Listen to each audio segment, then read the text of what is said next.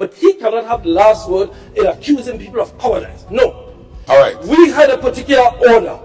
The time was changed. The member lives in St. Mark. I stood up on Friday afternoon and spoke about Honorable Peter Mr. David. Speaker, I am on. Mr. Speaker, is there something I'm saying that's wrong? He stood up and he accused me of cowardice. He said nothing. Honorable MP, the speaker is up.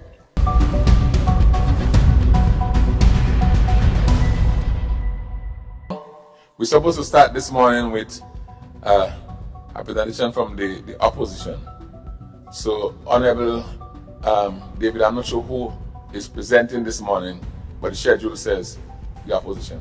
Well, Mr. Speaker, it was determined that Honorable Modeste will be going this morning, but she is a bit late. I spoke to her about 30 minutes ago and she was just leaving. Mr. Speaker, it's not the predetermined thing is not set in stone as anybody can stand.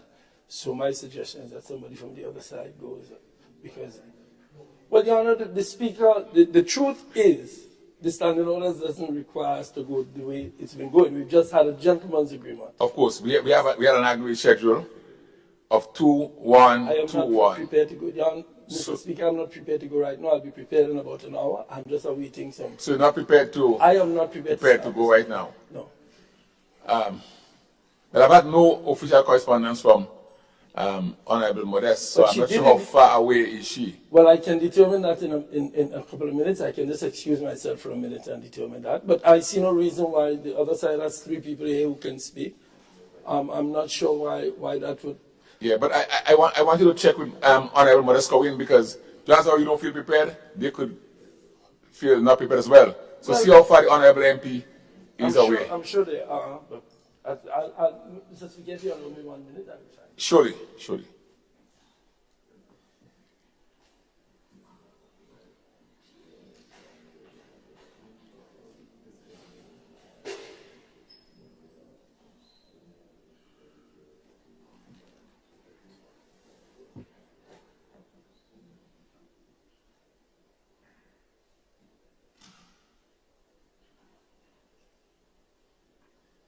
Mr. Speaker, I'm a little concerned about what I see happening here, and I'll be quite blunt if you would permit me, Mr. Speaker. I don't understand how honorable members of this House could be in your presence last Friday. You say we're starting at 8.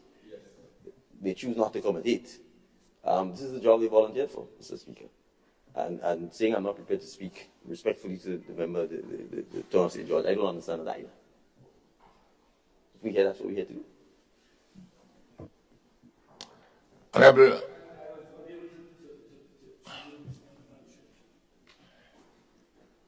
Wow. Honorable MP, you sure you cannot start your presentation? Mr. Speaker, the other side is making it appear as though there is a mandate as I speak.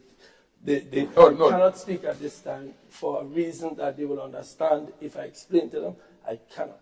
I'm not ready. I'll be ready in maybe half an hour. And if but Mr. Speaker, why they are looking at it if there's some big issue? They themselves could be ready. I'm sure my friend is ready. My sister is ready. Yeah. So go right ahead. Leader of government business? Mr. Speaker, I'll just remain. Hold on, I call on leader of government business, yeah. Thank you, Mr. Speaker. Good morning to the House. I hope by the time I'm ready to speak, my voice clears up a bit.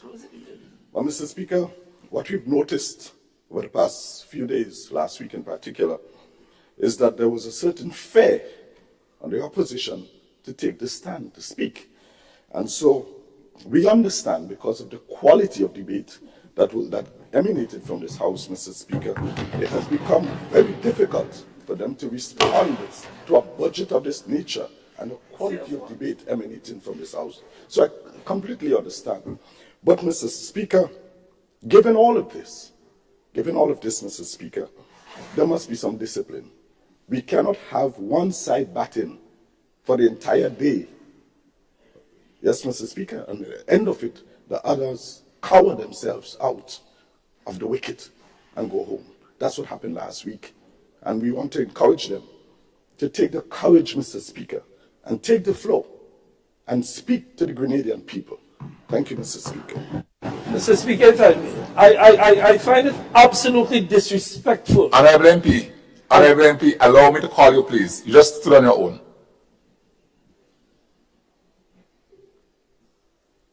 And listen. I don't want this chamber this morning be a place of back and forth. I don't want it. I don't want this exchange. I don't encourage this exchange. It's not healthy for the parliament. It's not healthy. So let's not go down the path of back and forth. Right? As we try to solve this particular, what I call a dilemma. Maybe, Honorable MP, you didn't reach out when you tried. Honorable Modest Cobbin, you didn't reach out. Mr. Speaker. Just hold. I'm speaking, Honorable MP. You didn't reach out. So I'll ask the clerk to see if he can call her as well to see. Just hold. I'm trying to figure out this thing.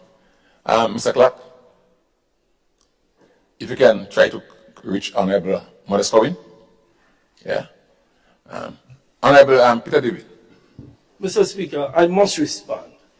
We cannot say we don't want banter and allow somebody to stand up and talk about cowardice. I have been in this house. I must respond, Mr. Speaker. I have been in this house for 20 years. I have never, ever cowered under anybody in this house. For the member to stand up simply because, Mr. Speaker, simply because we're asking for some. Mr. Speaker, the standing orders does not, and the member should know that because he's a leader of government business. The member should know that they have the choice. They can just close the debate if they wish. If I choose to sit here and say nothing, no one can force me or force any of us to speak. So for the member, Mr. Speaker, I know you don't want to banter, but he cannot have the last word in accusing people of cowardice. No. All right. We had a particular order. The time was changed. The member lives in St. Mark. I stood up on Friday afternoon and spoke about it. Mr. Speaker, I am on. Mr. Speaker, is there something I'm saying that's wrong? He stood up and he accused me of cowardice. He said nothing. Honorable MP, the speaker is up.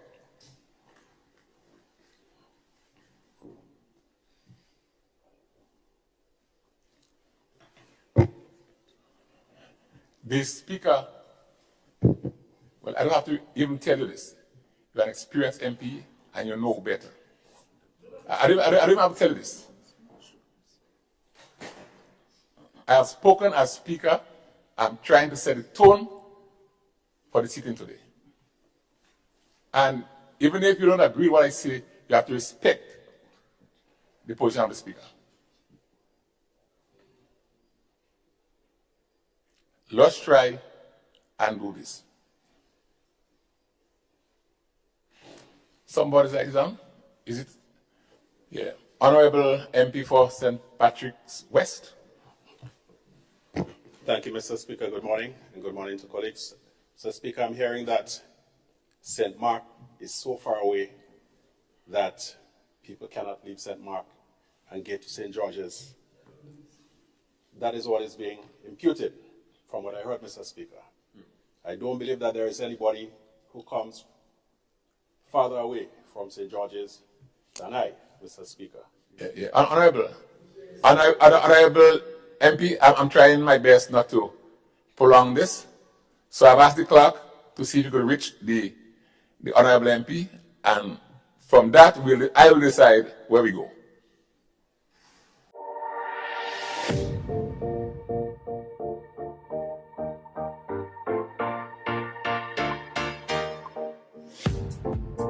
Hi everyone, thanks for checking out the Bub Report's social media pages. If you'd like to get more videos, show highlights, and watch our weekly live show, follow our Facebook, Twitter, and Instagram pages, and also subscribe to our YouTube channel. You can catch repeat episodes on Wednesdays at 4 and 5 p.m. respectively on CRFM Radio and GBN TV in Grenada. We are also viewed on Sundays at 8 p.m. on WPG 10 throughout the Caribbean. Thanks for watching.